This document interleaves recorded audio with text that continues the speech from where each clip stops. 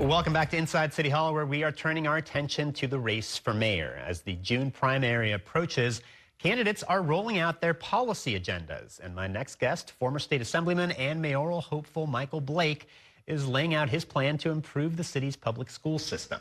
His proposal comes as the Trump administration takes steps to dismantle the federal Department of Education, which sends city schools up to $2 billion in funding each year. Michael Blake joins me now to talk about his education plan and much more. Welcome back to the program. Thank you for joining us. Good to see you again. Always appreciate you. Well, we have a lot to talk about, but let's dig into policy for a few minutes. Here in New York, we of course have mayoral control of schools, so the mayor really calls the shots when it comes to the public education system. How would you act if you were in charge? What's your plan to improve the system? We have to make sure that we have a cradle to the career vision where we are training and creating the next generation of global citizens. We have an opportunity to transform when it comes to education. And as someone who went from PS 79, 118, and DeWitt Clinton High School, it's personal for me. We think about this in my work in the Assembly, where I created and led the My Brother's Keeper program. And so now in New York City, what can we do? We can make sure that we have civics, financial literacy, and mental health be a part of a collective program before someone graduates. When someone graduates, there should be the opportunity to automatically get into CUNY, and for that top percentage, about 35%, making sure that you pay it for free. Finding more ways that we actually make sure that you have lunch not happening at 10 o'clock in the morning, because if you're hungry later in the day, it's hard to actually be able to focus. A greater support to make sure our teachers and administrators actually have the collective support that they currently don't have right now. If we do these things, you then create a scenario where you're not just training someone for a test, but you're actually training someone for life. And that is the vision of what we want to have as mayor.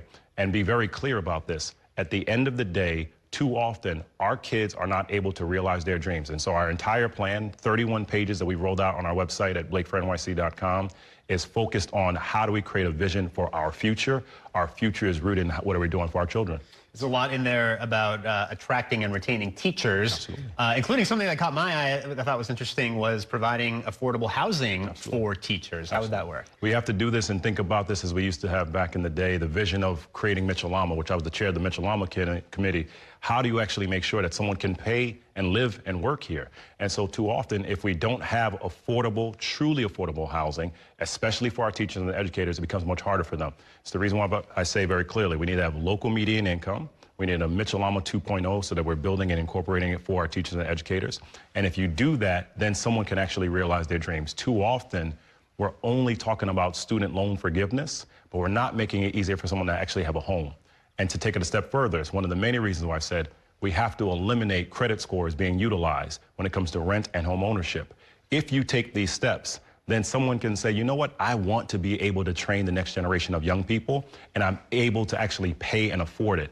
The true cost of living is simply too high, and so you have to make sure you have a multi-pronged approach, not just for affordable housing for the middle class, but also thinking further and expanded around universal child care.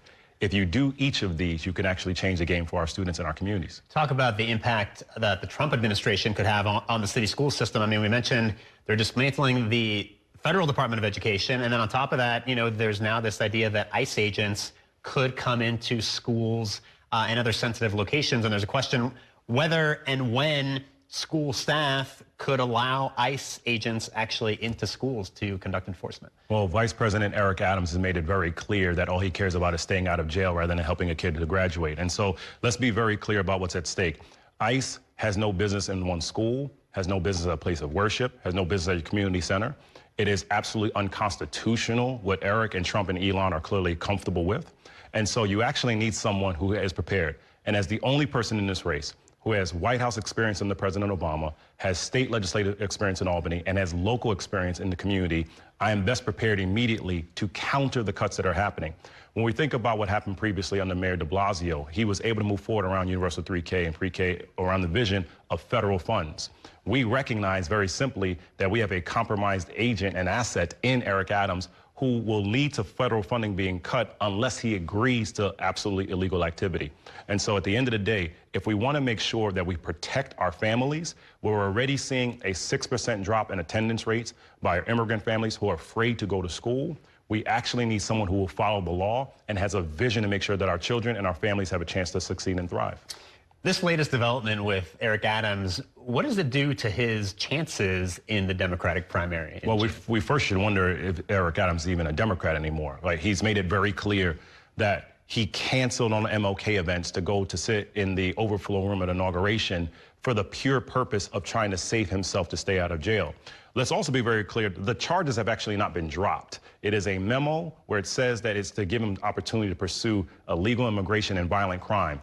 Do you want to have someone who actually is saying and pursuing locking up more people who are citizens, black and brown, for the sake of protecting themselves? Absolutely not.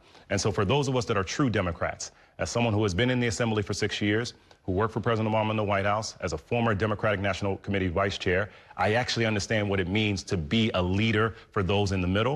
And let's be very clear, a mayor is a manager of the city. I run small businesses. I have led a national democracy project. I know how to run a city and run an operation. Eric Adams is only trying to run from the feds and run from staying out of jail.